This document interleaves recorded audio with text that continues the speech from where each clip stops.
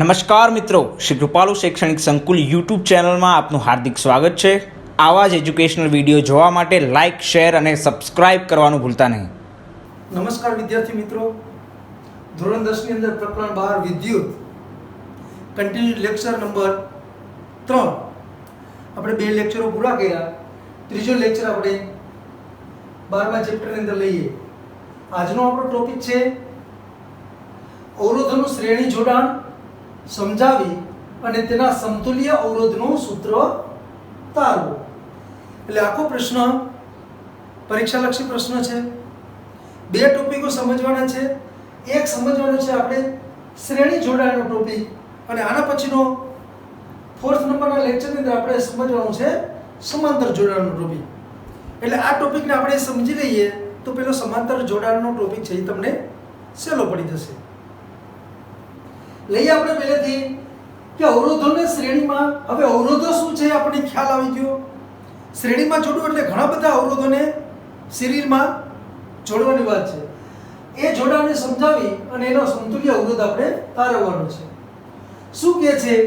બે કે બેથી વધારે અવરોધો, ઓછામાં ઓછા મિનિમમ બે તો જોશે તો શ્રેણી જોડાણ થશે।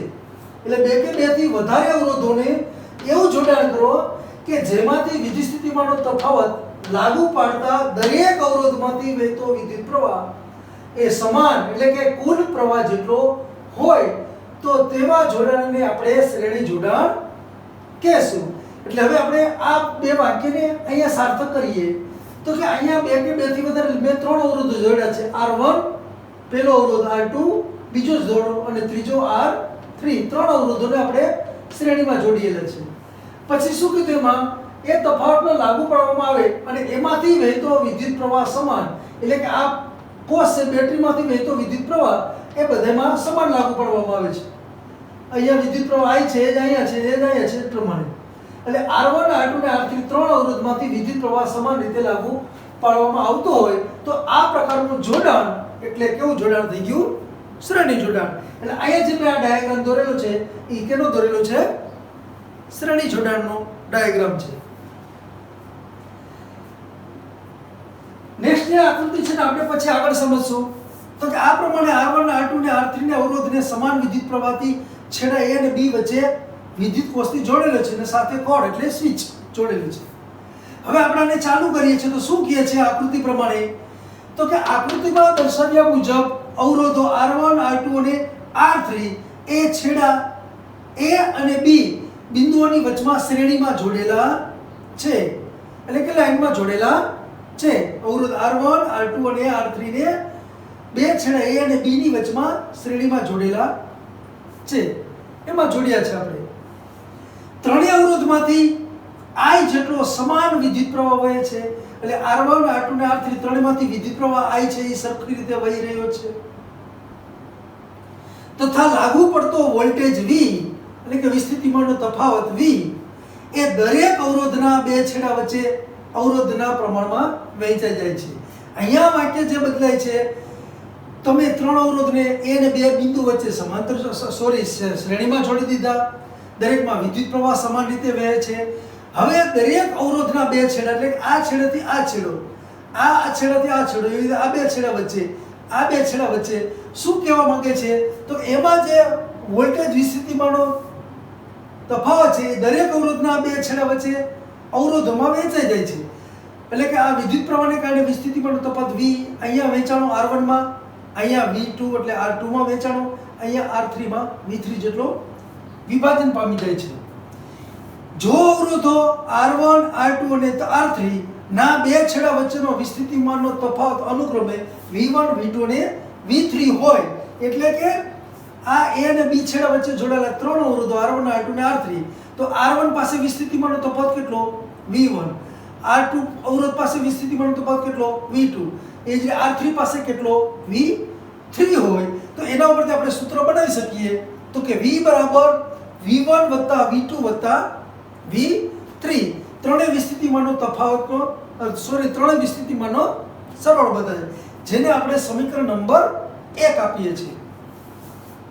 હવે આપણે આગળ જોઈએ શું કહે છે કે જો ત્રણેય અવરોધોને બદલે એક જ અવરોધ આપણે R1 R2 ને R3 જોડે તેની બદલીમાં એક જ અવરોધ RS પરિપથમાં જોડવામાં આવે અને પહેલા આમાં જેટલો વિદ્યુત પ્રવાહ વહેતો હતો એટલો જ વિદ્યુત પ્રવાહ વહેવામાં આવે તો RS ને આ શ્રેણીનો સમતુલ્ય અવરોધ કહેવામાં આવે છે. તો કે શું કહેવા માંગે છે, આની અંદર આપણે 3 અવરોધ જોડ્યા હતા અને વિદ્યુત પ્રવાહ પસાર કર્યો હતો.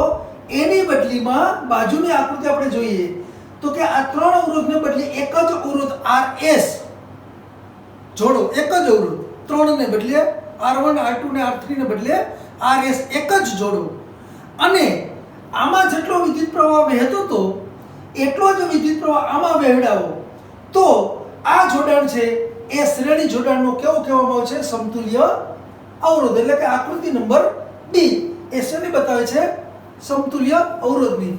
પહેલી છે વિદ્યુત પરિપથની બતાવે છે 3 અવરોધની. આ ક્લિયર થઈ ગયું આકૃતિની સમજણ નીચે વર્ણનના આધારે. તો કે બી પ્રમાણે હવે આપણે હિસાબ કરીએ તો કે ઓહમનો નિયમ આપણે આગળ શીખ્યા લેક્ચર નંબર 2 ની અંદર. તો કે ઓહમના નિયમ પ્રમાણે શું થશે, V બરાબર I R S. R બરાબર I ના છેદમાં V હતો એની બદલીમાં V બરાબર I R ની જગ્યાએ R S એટલે કે સમતુલ્ય અવરોધ લખીએ આપણે. એને સમીકરણ નંબર 2 આપો.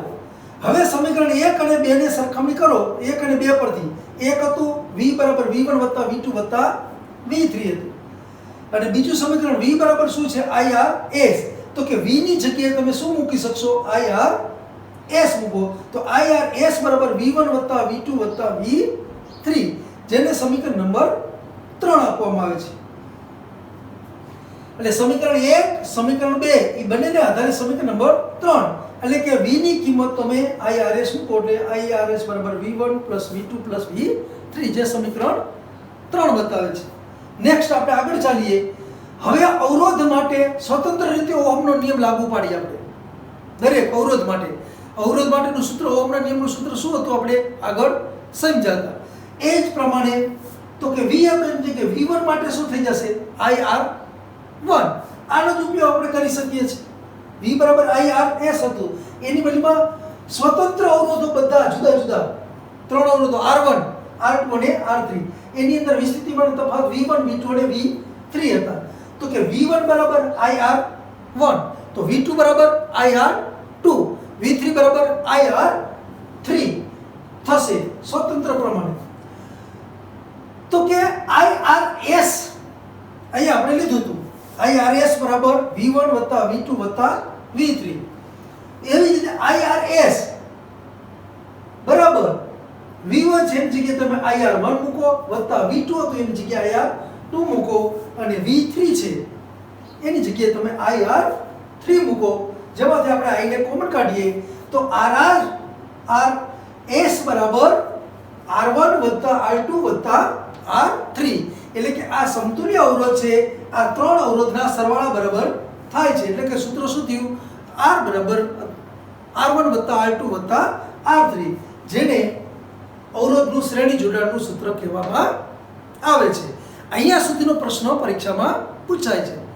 પ્રશ્ન આપણો આટલો હતો કે અવરોધોનું શ્રેણી જોડાણ સમજાવો અને સમતુલ્ય અવરોધનું સૂત્ર તારવો. તો અહીંયા આપણો પ્રશ્ન પૂરો થઈ જાય છે. હવે નીચે છે એ આના અનુસંધાનનો ટોપિક છે. તો કે શ્રેણી જોડાણની વિશેષતાઓ શું છે, લાક્ષણિકતાઓ શું છે, આ પણ પ્રશ્નો અલગથી પૂછી શકાય છે. શ્રેણી જોડાણની લાક્ષણિકતાઓ શું કહે છે તો કે નંબર 1 કે દરેક અવરોધમાંથી વહેતો વિદ્યુત પ્રવાહ સમાન હોય છે અને તે પરિપથમાં વહેતા કુલ પ્રવાહ જેટલો હોય છે. જે આપણે અહીંયા આ સૂત્ર સાબિત કરીને આપણે પહેલો બીજો ટોપિક લીધો હતો. તો કે આની અંદર વિદ્યુત પ્રવાહ છે એ સરખી રીતે સમાન વહે છે અને પરિપથમાં કુલ પ્રવાહ છે એના જેટલો જ હોય છે. બીજો ટોપિક શું કહે છે કે જોડાણના બે છેડા A B વચ્ચેનો વિદ્યુત સ્થિતિમાનનો તફાવત. જોડાણના બે છેડા A અને B વચ્ચેનો વિદ્યુત સ્થિતિમાનનો તફાવત. તો કે દરેક અવરોધના બે છેડા વચ્ચેના વિદ્યુત સ્થિતિમાનના તફાવતના સરવાળા જેટલો હોય છે. તો એ આપણે એ લીધું હતું વિદ્યુત સ્થિતિમાનનો તફાવત V બરાબર V1 વત્તા V2 વત્તા V3. એટલે કે આ બે છેડા વચ્ચેનો વિદ્યુત સ્થિતિમાનનો તફાવત કેટલો છે? તો કે આ ત્રણેય અવરોધની અંદર જે વિદ્યુત સ્થિતિમાનનો તફાવત છે V1 V2 અને V3 એના સરવાળા બરાબર જોવા મળે છે. એટલે કે V બરાબર કેટલું થાય? તો કે જેટલા અવરોધ જોડેલા છે એની અંદર રહેલા V1 V2 અને V3 નો સરવાળો થશે. નંબર 3, શ્રેણી જોડાણનો સમતુલ્ય અવરોધ RS. એટલે કે આના ઉપર આપણે આવીએ છીએ. આના ઉપરથી આના ઉપર આવે છે. સમતુલ્ય અવરોધ RS એ શ્રેણીમાં જોડેલા અવરોધોના સરવાળા જેટલો હોય છે. ફરીને રિપીટ કરીએ કે શ્રેણી જોડાણનો સમતુલ્ય અવરોધ RS એ કેટલો છે? તો કે શ્રેણી જોડેલા છે શ્રેણીમાં એના અવરોધો જેટલા છે એના સરવાળા જેટલો હોય છે. જે આપણે આગળનો 2 નંબરનો ટોપિક લીધો હતો એ જ આપણો RS નો સરવાળો બતાવે છે. તેથી RS એ શ્રેણી જોડાણના મોટામાં મોટો અવરોધ કરતાં પણ મોટો હોય છે. આ ટોપિક સમજવા જેવો છે. શું કહે છે કે શ્રેણી જોડાણનો સમતુલ્ય અવરોધ RS એ શ્રેણીમાં જોડેલા અવરોધોના સરવાળા જેટલો છે. તેથી આપણે કહીએ છીએ કે RS એ શ્રેણી જોડાણના મોટામાં મોટો અવરોધ કરતાં પણ મોટો છે. દાખલા તરીકે આપણે સમજીએ કે માનો કે અહીંયા R1 છે એ 2 છે, R2 છે એ 3 ઓહમ છે અને અહીંયા R3 છે 4 ઓહમ છે. તો કે 3 નો સરવાળો કેટલો થયો? તો કે 2 + 3 + 4 એટલે કેટલા થયા? 9. એ 9 કેનો જવાબ આવ્યો? RS નો. તો કે RS છે એ હંમેશા જેટલા અવરોધો જોડે તો આમાં મોટો કોણ હતો? 4 હતો, બરોબર ને? તો એના કરતાનો સરવાળો 9 મોટો જ આવવાનો છે. એટલે એ ક્લિયર થાય છે કે હંમેશા શ્રેણીમાં જોડેલા અવરોધનો સમતુલ્ય અવરોધ RS છે એ શ્રેણીમાં જોડેલા જે કોઈ અવરોધો છે એમાંનો કોઈ પણ જે મોટામાં મોટો અવરોધ છે એના કરતાં RS હંમેશા મોટો જ રહેવાનો છે, કારણ કે સરવાળો છે. અને છેલ્લી વિશેષતા તો દરેક અવરોધના બે છેડા વચ્ચેનો વિસ્થિતિમાનનો તફાવત એ આનુષંગિક અવરોધના સમપ્રમાણમાં હોય છે. એટલે કે દરેક અવરોધની વાત કરે છે. બે છેડા વચ્ચેનો વિસ્થિતિમાનનો તફાવત એ આનુષંગિક જે અવરોધો જોડેલા છે એના સમાન કેવડો અવરોધ છે એના સમપ્રમાણમાં જ આપણે તફાવત જોવા મળવાનો છે. એટલે કે અહીંયા સુધીનો પ્રશ્ન છે એ શ્રેણી જોડાણનું સૂત્ર સાબિત કરો પ્રશ્ન છે એ જુદો પૂછાય છે અને અહીંયાથી શ્રેણી જોડાણની લાક્ષણિકતા સમજાવો એ પણ પ્રશ્ન અલગ છે. એટલે આ મુદ્દો થયો આપણો શ્રેણી જોડાણનો. આવા 2 ટોપિકો આવશે પાછા નેક્સ્ટ ચોથા લેક્ચરની અંદર. કેના આવશે? સમાંતર જોડાણ. એટલે સમાંતર જોડાણનું આપણે પરિપથો દોરવાના છે, સમતુલ્ય અવરોધ દોરવાનો છે, એનું વર્ણન કરવાનું છે, એના પરથી સૂત્ર આપણે તારવવાનું છે અને સમતુલ્ય અવરોધોની લાક્ષણિકતાઓને સમજવાની છે. એટલે જેને લેક્ચર નંબર 3 ની અંદર શ્રેણી જોડાણનો ટોપિક આખો ક્લિયર થશે તો સમાંતર જોડાણનો લેક્ચર 4 છે એ સરળતાથી સમજી શકાશે. અસ્તુ.